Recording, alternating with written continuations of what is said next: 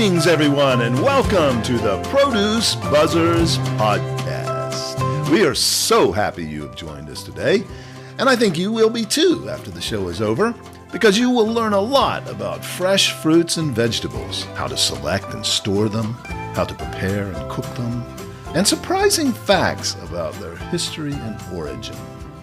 We hope it inspires you to eat more fresh fruits and vegetables, not only for your health, but also for your delight and pleasure as you explore their amazing world of taste and delicious flavors. Eating more of them will transform your life in so many positive ways. So settle back, relax, and get ready for another delicious adventure with the Produce Buzzers. Greetings, fruit and veggie fans, and welcome to another delicious episode of the Produce Buzzers podcast. I'm your host, Edwin Stepp, and executive editor of ProduceBuzz.com. I am joined once again by Teresa Nolan, founder and president of Produce Buzz, along with Rick Stepp and Cynthia Benedetto, contributing editors to Produce Buzz. Today, we are going to look at a side of the fresh fruit and veggie business that most of you probably don't hear much about. That is the legal challenges that confront growers, shippers, wholesalers, and retailers selling fresh produce. I think you will find it interesting and marvel at the dedication and perseverance of the people who bring you your fresh fruits and veggies as they face the monumental challenges in the supply chain. Today's guest is an attorney who has dedicated her career to helping those heroes of your fresh food navigate the legal minefields inherent in such a perishable commodity. Katy Koestner Esquivel has over 15 years of litigation and advisory experience in the produce industry. She has earned a reputation for being a fearless, thorough, and aggressive advocate for her clients. Add to that her experience as a woman and a mom, as well as her perseverance, grit, and determination, and you will understand why Katy has been able to build a very successful law firm that has helped people and businesses in the fresh produce industry. Katy opened her firm in 2013, just after her son was born. At that point, Katy realized that traditional law firms were not well suited to meet the needs of working mothers. So after a brief break from maternity leave, Katy decided to break the mold and create the work environment that she wanted. On November 1st, 2013, Esquivel Law Chartered opened its doors in Naples, Florida, and Katy has never looked back. Katy, welcome to the show today. Thank you so much for joining us. Edwin, thank you so much for having me. Tell us more about why you decided to focus on the fresh produce industry in your career as opposed to other parts of the legal profession that you could have chosen. Well, I think that like we've all experienced at one point or another, we make great plans and then God laughs.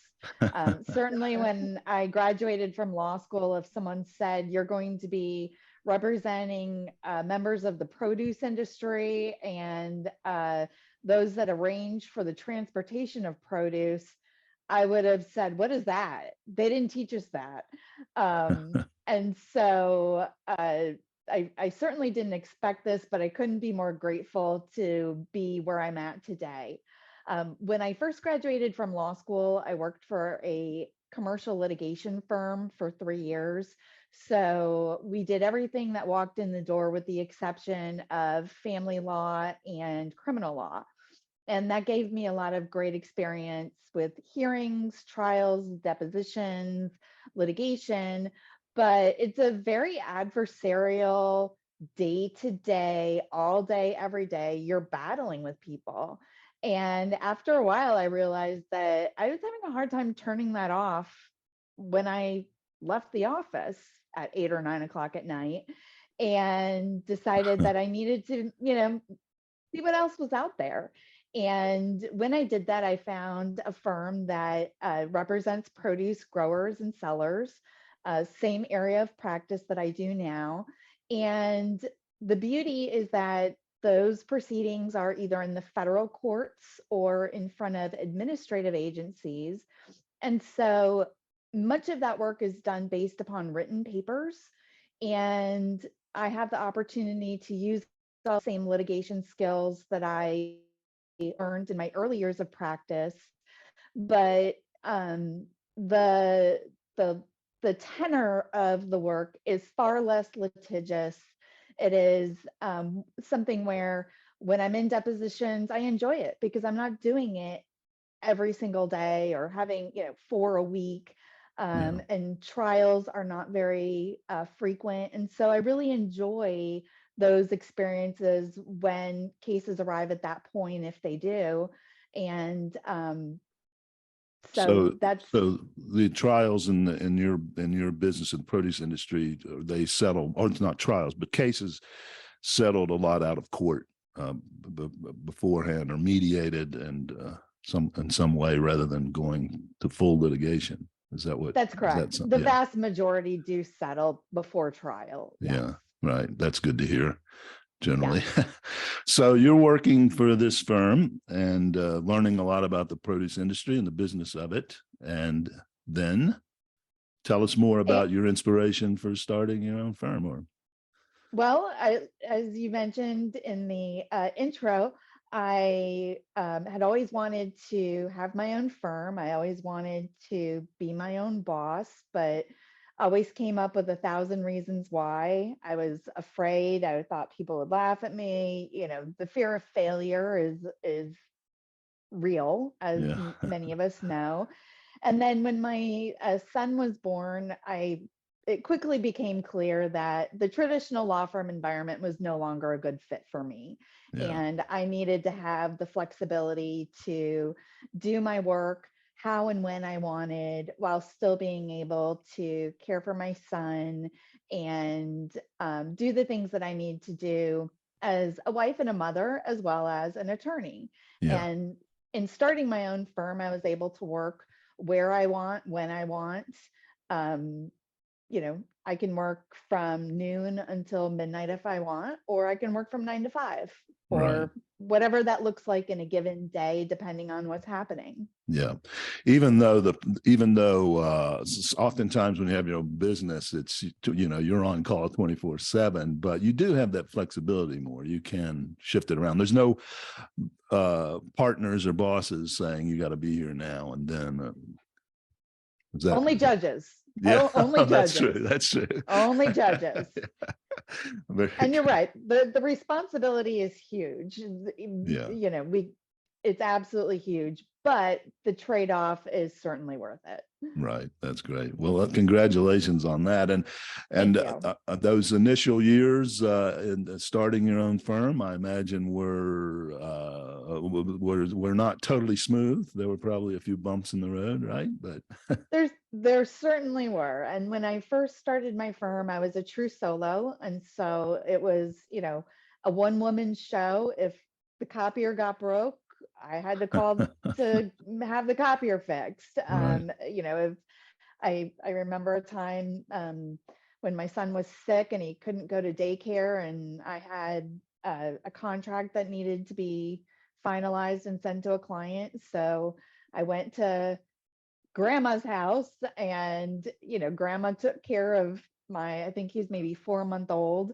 And I went in the spare bedroom for a couple of hours with my laptop, got the work done, worked through the edits with my clients, and felt very fortunate that I had the flexibility of doing what I need to do as a mother and a parent, while also being able to service my clients the way that they deserve to be serviced and with that level of quality. Yeah, that's great. So, when did you first start adding partners or other associates? Did that come quickly, or? I hired administrative staff probably about 3 years in, and I had a secretary who did, help me with a lot of administrative secretarial work, which that alone was a huge help for me. And Yeah, then in 2011, I hired a full-time paralegal who also has a law degree. And then in last summer, I also hired a full-time legal assistant. And right now we're looking to hire another full-time lawyer and a paralegal as well. oh, fantastic. Yes. Let me back up a little bit, because have you always lived in Florida, the Naples area, or did you grow up somewhere else? I'm originally from East Lansing, Michigan, Oh, the home of the Michigan State University Spartans. right. And my grandfather he grew up on a farm in Michigan. And I grew up in Tampa, Florida. My family moved when I was in grade school. Okay. And then when I was in college at the University of Florida, they moved to Naples. And I started coming here during vacations, during college. Never in a million years did I think I would settle down in Naples. I thought it was boring and the streets rolled up at 9 o'clock at night and there was nothing to do in your 20s, and had every intention of moving to Chicago. So I obtained my Illinois law license the year after I was admitted into Florida, and then ended up never leaving Naples. So I met wonderful friends, I met my husband, and ended up putting down roots here. And Yeah, here I am. that's fantastic. And you survived the Hurricane Ian, okay? Or We how did. was it? We were so incredibly fortunate. I don't know how we were so lucky, but yes, Yeah, thank you. right. Could have been, you never know which way they track, but It's that, and sometimes it's just blind dumb luck. yeah, We have neighbors who had tremendous amounts of loss, and we for some reason had a tree down. yeah, Comparatively nothing. right. So we I were went very fortunate. I went through one in Vero Beach. I used to sell grapefruit for Ocean Spray, grapefruit. And Hurricane Aaron in 1990, what would that have been? 1995, I guess. I can't remember. 95, I think.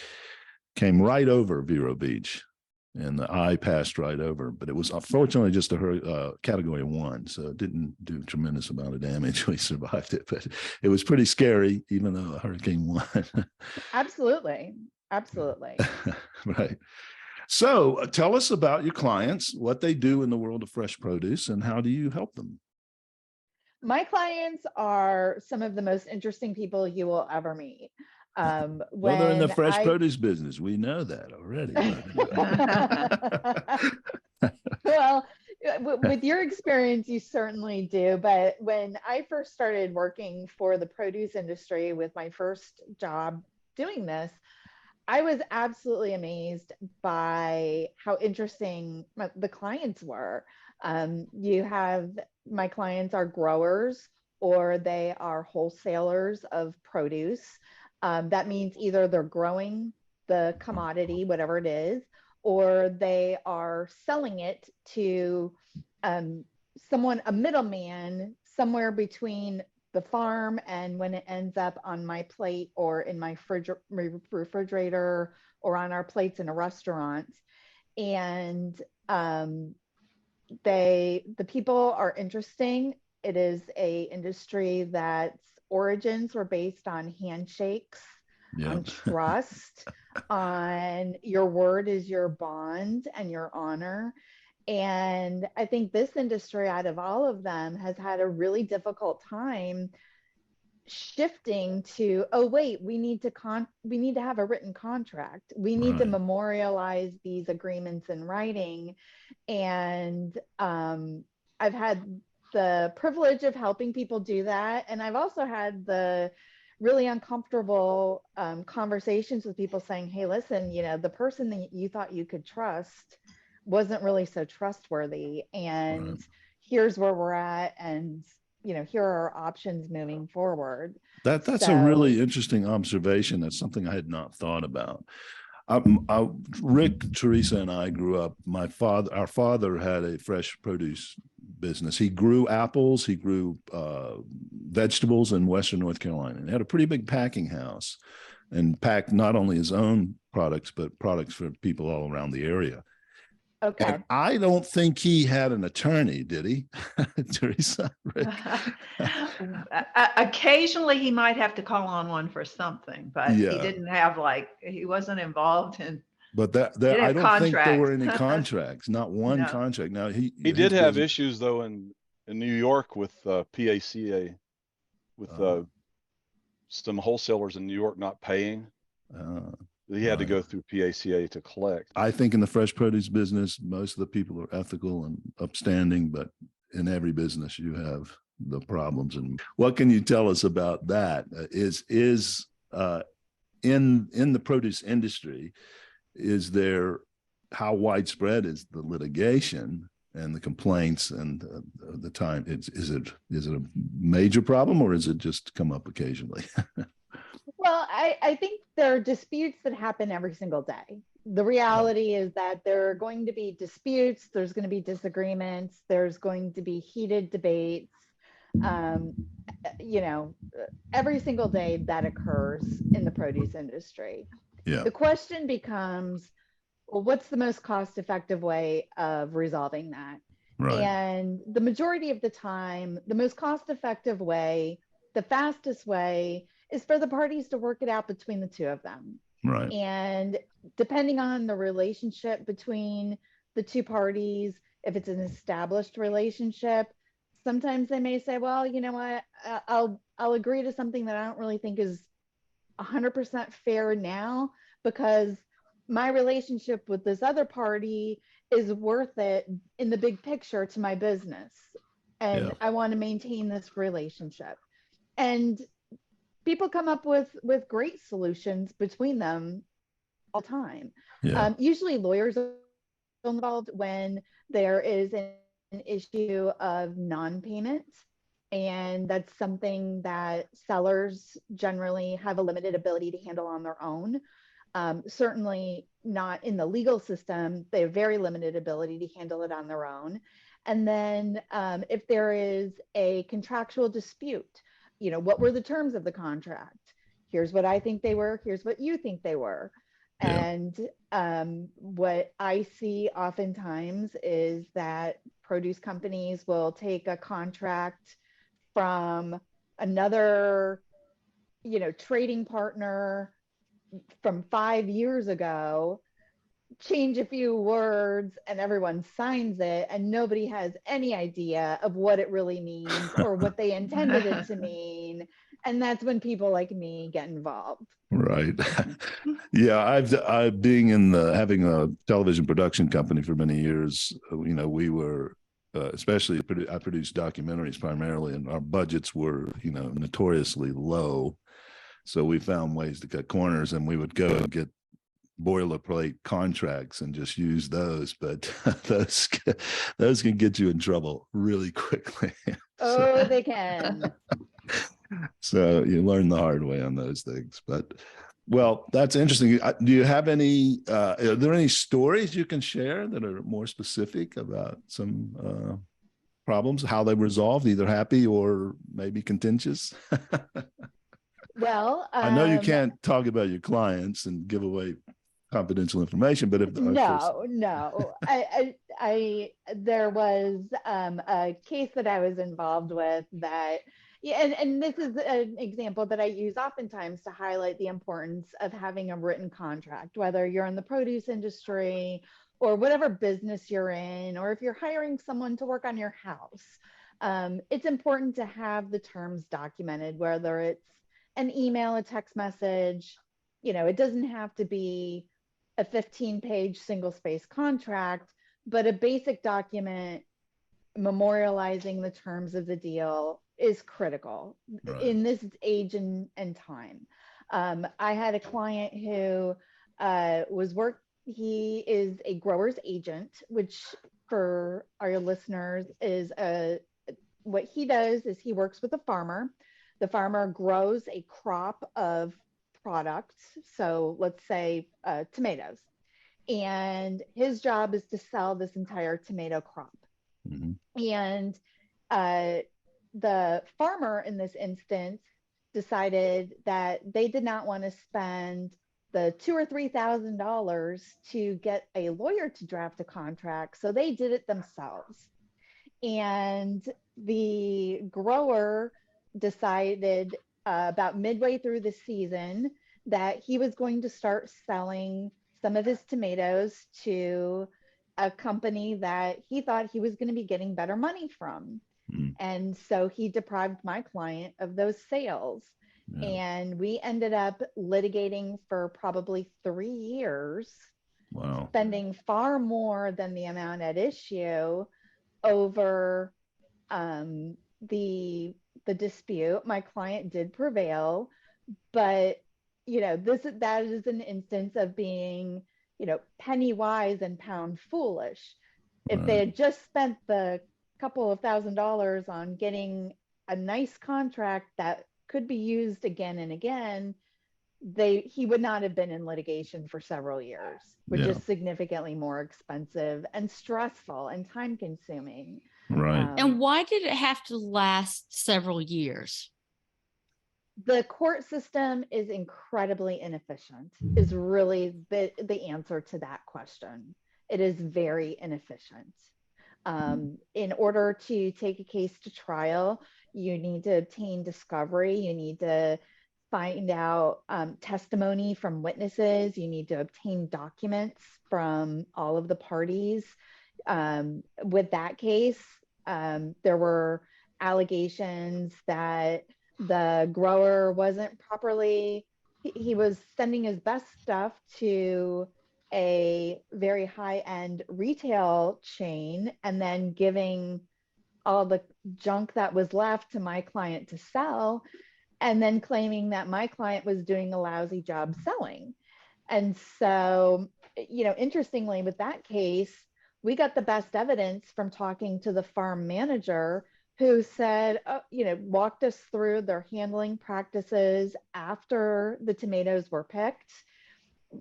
They clearly demonstrated that the way they handled those after harvest was absolutely inconsistent with industry standards for maintaining freshness, for making sure that those tomatoes had as long of a shelf life as possible.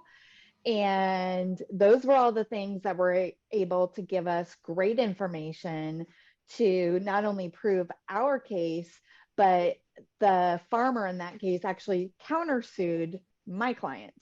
So we not only won our case against them, but their case against us.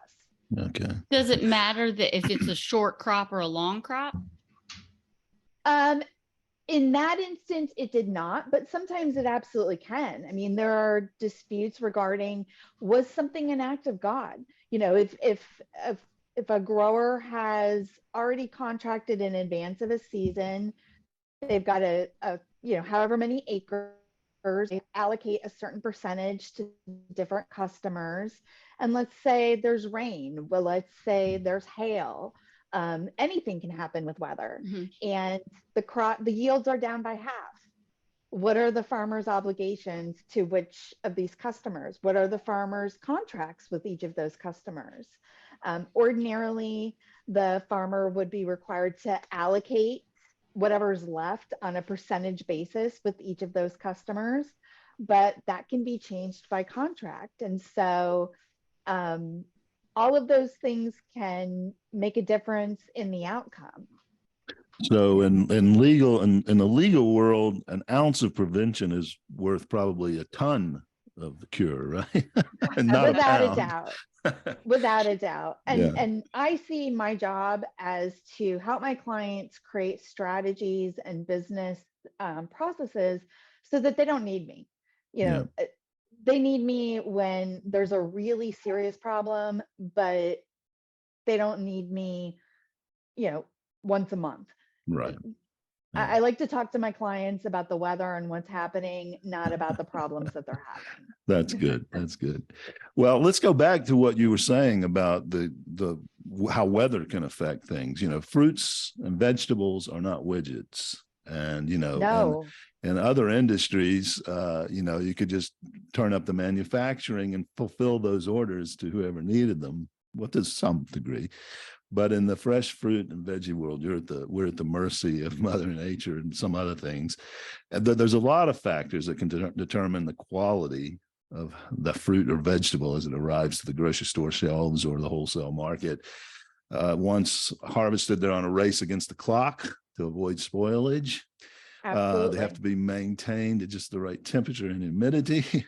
To me, it's a real Yep. miracle that they make it to the grocery store shelves at all. But tell us about the challenges in that transportation side, which you said you also focus on for the growers and shippers.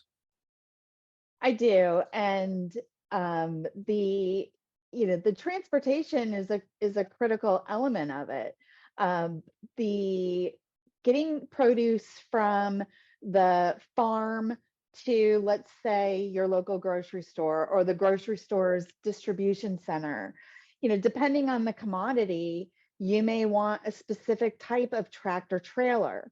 I have a client who grows strawberries in Plant City, Florida, and when they ship their strawberries, they require the tractor trailers to have a certain type of suspension system, because if the berries are going beyond a certain geographic distance from their farm, because the vibrations of the road, as that tractor trailer is moving down the highway, all those clamshells of berries are vibrating down the road. If those are going, say, from Florida to, say, Boston, they're going to be in a very different condition after sitting on a tractor trailer subjected to, those extra forces than if they're going 100 miles away. Yeah. And so especially like on the roads in the Northeast, they're so exactly. But haven't the technological advances in tractor trailers, hasn't that made a huge difference? It does, in the sense that when you're transporting produce, the equipment that's used is oftentimes called a reefer, and that's a refrigerated or temperature controlled trailer attached to the tractor, which is the front part of the motor carrier. And the technology is fantastic in knowing the GPS location. There's been recent legislation and changes that require GPS monitoring of the vehicles, that track driver data, track driver hours on the road. If they even sense the forces. If there was rapid acceleration, deceleration, say the driver slammed on the brakes at one point, the data is it's almost like a black box. All of that is there and available. Things like suspension is a little more nuanced, and that is the product. When I was talking about the strawberries, that's the product of that same grower having a bunch of loads of strawberries arriving in Boston and being rejected because they were lousy quality, and finally figuring out over time, hey, listen, it's the suspension. So I need to make sure that the equipment has this specific suspension. Yeah. And not all tractor trailers have that. Not all reefers have that. Many motor carriers are contracted either through brokers, which is a third party that the grower would hire to find a truck, or the grower may have relationships with carriers that they use on a regular basis and who know that grower or shipper's specific needs. But things like suspension are not necessarily universal. Right. And so while there are a lot of things that are, and that are completely different than they were even 5 years ago, many things like that are simply the product of trial and error and figuring out, oh, wait, I can save a lot of money by implementing this one new requirement. That's interesting about what the black box, as you call it. I was aware of the new regulations that came out a few years ago. And I thought it was mostly about for safety. And I think that was it, to make sure the drivers are only driving 8 hours and they're off 8 hours and other things. But it never occurred to me, and maybe this is impossible, but that information could be used to provide information to you and your clients about how that was transported or not. Is that available to you? Would that only become available in a discovery for a trial, or can you, every time a load arrives, you can check that information? It primarily arises in the context of there being a problem with the load at the Yeah. time of delivery. Right. So, for example, I was working with a client who a load of watermelon, and watermelon are packed in these big cardboard bins that are referred to as combos. And those are set on top of a pallet and they're full of watermelons. And the tractor trailer arrived, and all of those combos were tipped towards the cab of the truck, towards the back of the trailer. And the question was, well, did the driver slam on his brakes, or did the shipper do a lousy job bracing those combos when the shipper loaded them into the tractor trailer? Who's responsible? And so with food safety rules and regulations being what they are today, it is increasingly common that drivers are not allowed on the loading dock to see the product being loaded into their truck. They are, because the shippers need to maintain, very strict policies on who has access to our food. Interesting. If the driver can't see what's being loaded, then it's the shipper's responsibility to make sure it's properly loaded.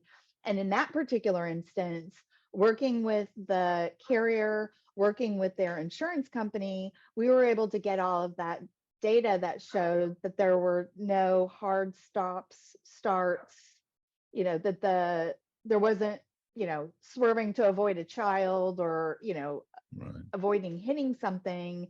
And we also were able to learn that same shipper had a couple of similar instances. So we were able to really quickly learn that it was a shipper problem, not the responsibility of the carrier who transported those watermelons from point A to point B. Well, you mentioned food safety, so I'd like to come back to Yes, that but- because I know that's a big question. There's a lot of talk about it. What is being done in the industry to ensure food safety and preventing contamination from your perspective? Well, there's a tremendous amount. Food safety benefits everyone. And I think that the stakeholders in the industry want food safety. They want practical and science-based measures that will ensure food safety and make sure that their customers are comfortable buying their products. But also, by the same token, we all need to be mindful of the fact that you're dealing with produce. Most of the time it's grown outside. Growers only have so much control over what can be exposed to that crop. For example, I think it was one of the first big contaminations about 10, 15 years ago with, I think it was spinach. That turned out to be the problem was wild boars that were somehow getting into the farm. And growers with thousands and thousands of acres, it's impossible to really control every single element, every single thing that may come in contact with that crop. And so I think it's a very, very difficult for particularly larger growers to maintain food safety and security and mitigate every single risk. It's just not practically possible. And when we have a society that is growing by leaps and bounds, we're fortunate enough to have a country that grows enough food to feed us. There is an inherent risk involved with that. And that means that sometimes there is going to be contamination from one source or another. Some of them are easily preventable and others are not. So I think it's, to me, lawyers certainly don't give the issue a very good name. You see these ambulance chasing lawyers who, sue everyone for every outbreak. Sometimes I think that's well founded when, simple preventative controls, say in washing or post-harvest handling, can mitigate that risk. And other times I think, man, how foreseeable was that? Was that something that grower could have seen? Probably not. Yeah. And I think it's a tough question. And the one point No. that I remember from my food technology class was, if it got into the root system, then it became like you could wash that all day long. And, again, like that and you can't freeze Not going milk. to take it out. Washing You is can't not freeze gonna do milk. Right. Yeah, that's the only two things I remember from that course. that. Yeah, it's a complex. Go ahead. But I mean, like a little bit of common sense seems to go a long way, and maybe we're lacking. Yeah, right. Common sense, as people like to say, is not so common anymore, it seems. And on that note, let's switch to another hot topic that is bearing down on the produce industry and creating some pressure for farmers, growers, and shippers. There have been a lot in the media over the last few years about food spoilage and waste in the produce industry. How big is that problem? What is being done to mitigate it? Are you involved in this issue at all? Well, it's something that as a consumer, I certainly pay attention to. I'm the primary person who buys food in my household. Mm-hmm. And so I pay attention to sustainability. I pay attention to the environmental impact that my purchases have or don't have, and try and strike a reasonable balance there. When I see the media reports about food waste, one of the things that I don't think is really being conveyed clearly is that those numbers regarding food waste include the losses that automatically happen, the waste that happens anytime you're growing a crop. Yeah. So regardless of whether it's today or if it was 100 years ago, when a crop is grown, there's going to be some of the crop that's rotten. It's no good. It's got bugs in it. That's all counted in those numbers when we see these reports of food waste. Right. That's going to happen no matter what. Then you are also going to see things like, waste that's the result of weather. It's not just that these companies don't care and have a desire to waste food and to waste produce. These numbers, in my opinion, are skewed in a manner that does not make them meaningful to the average reader. Right. Because it doesn't explain that in any crop, there is going to be a certain amount that is not marketable, that cannot be sold. And there may even be a situation where, let's say for that commodity, let's say it's apples. Maybe everyone had a great apple harvest that year, and the market is so flooded with apples that it's more expensive to pick the apples than it is to leave them and letting them rot on the tree. Those are economic business decisions. They have been made since the beginning of the agriculture industry in this country. And so I think that it's misleading to package that up as being an example of food waste. Right. Yeah.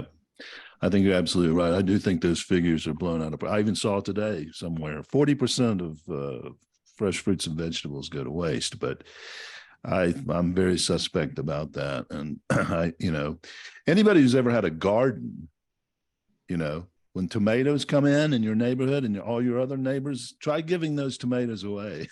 And that's a great example, because that's what happens. I mean, depending on what's happening with the market, those are the business decisions that growers are making, as they should. Yeah, but they are also getting people, but hats off to the industry though, because they are trying to find solutions and, to work with the food banks and all of that when it becomes too expensive to harvest. The other people who are willing to come in and help them. And they're making a lot of progress, which I think is important. We shouldn't just ignore it and say it's not there. But hats off to again the people in the produce industry for doing that. So And I agree with you. There is no game in Las Vegas that is more risky than being a farmer. right. Amen. Right. You're to that. betting on the weather and all kinds of things coming into play. Yeah. But Teresa, didn't you give the suggestion to a retailer that to put the kiwis in the fruit in the salad bar to help mitigate that shrink? If I did, it was before Alzheimer's set in. Teresa, I'll remind you of all the stories. Thanks. Well, No, we're but- running out of time here, Katie. I know you've probably got a busy schedule, but Well, I do want to just pick up briefly on what please, Teresa said, yeah, because I really think that Teresa summed it up right there. And that's been really one of the most interesting things for me, is learning about where our food comes from.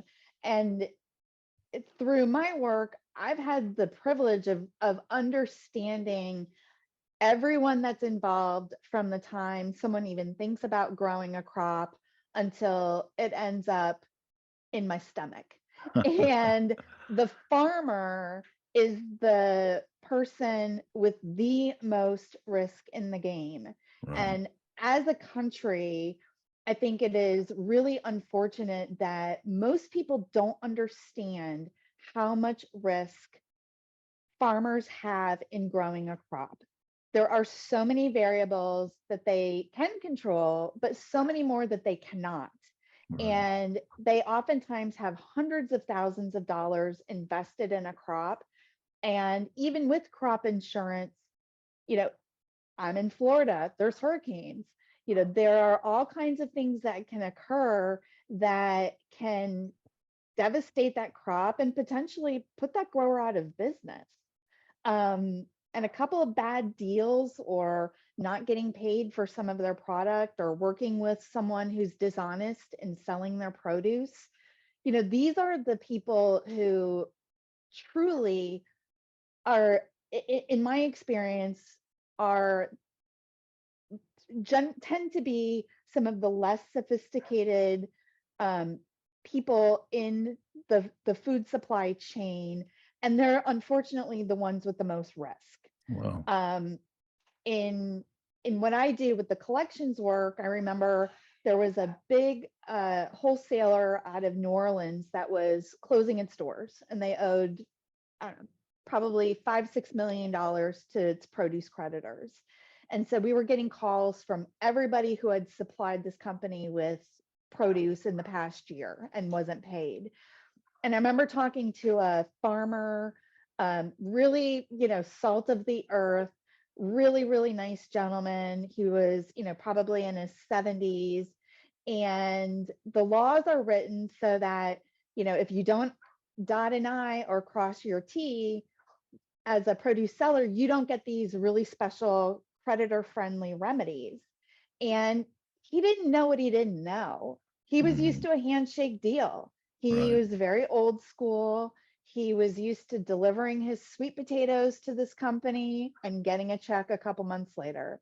And I remember talking with him and saying, because you didn't send this one piece of paper within 30 days of delivery with this magic language on it, sorry, you will be at the back of the line to get paid, and the assets of this company are not going to be enough to pay everyone. Right. And I just remembered like this really long pause and thinking, oh my gosh, this poor man who's worked his whole life in this business, and this one, you get one bagged egg in it, and it can devastate someone's life, their livelihood, their family's livelihoods.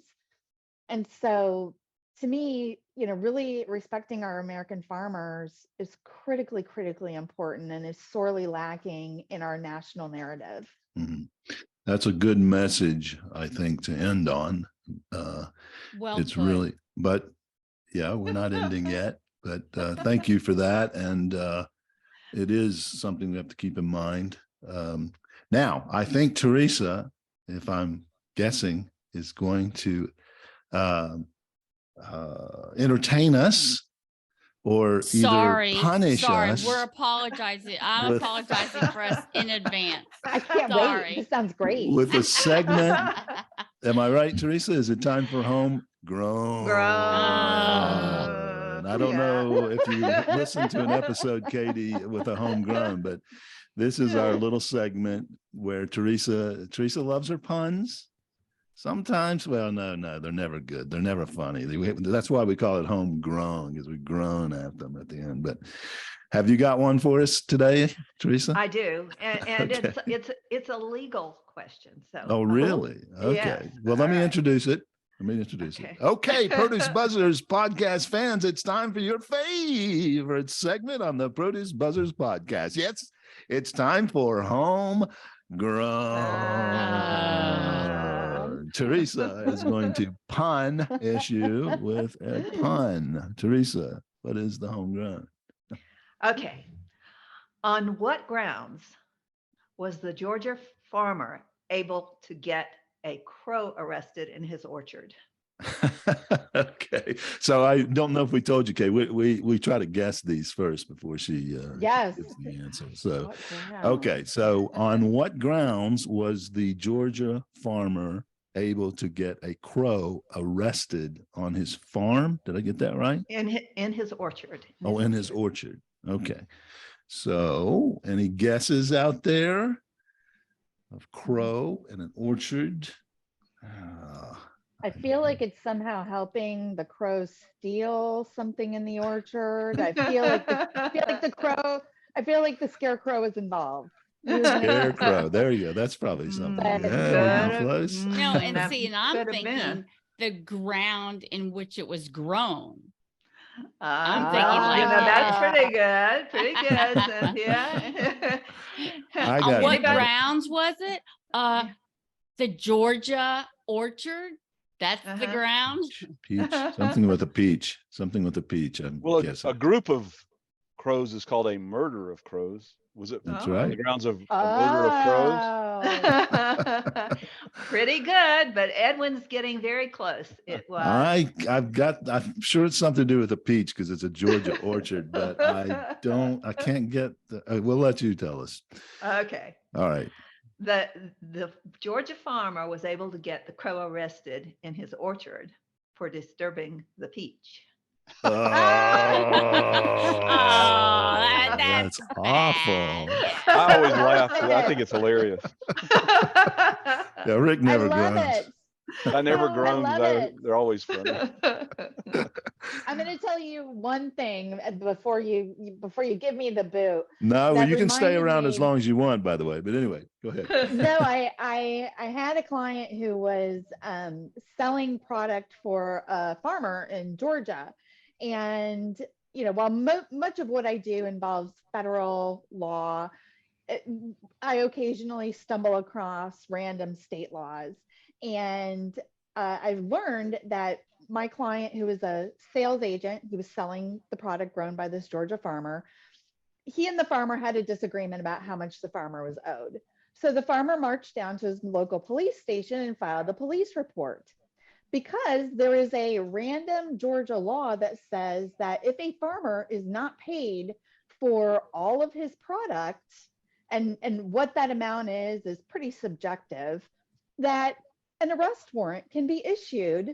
Oh my goodness. So my client's packing up his stuff and hightailing it past the state line to get, because he was afraid of an arrest warrant being issued because of this disgruntled grower in the state Wow. of Georgia. So that's a little known remedy that many Georgia farmers have that, Yeah. they may not be aware of. That's a true story. A true story. Promise Oh, wow. you, hand to That's God, amazing. it is a true story. Right. Oh my goodness. Yes.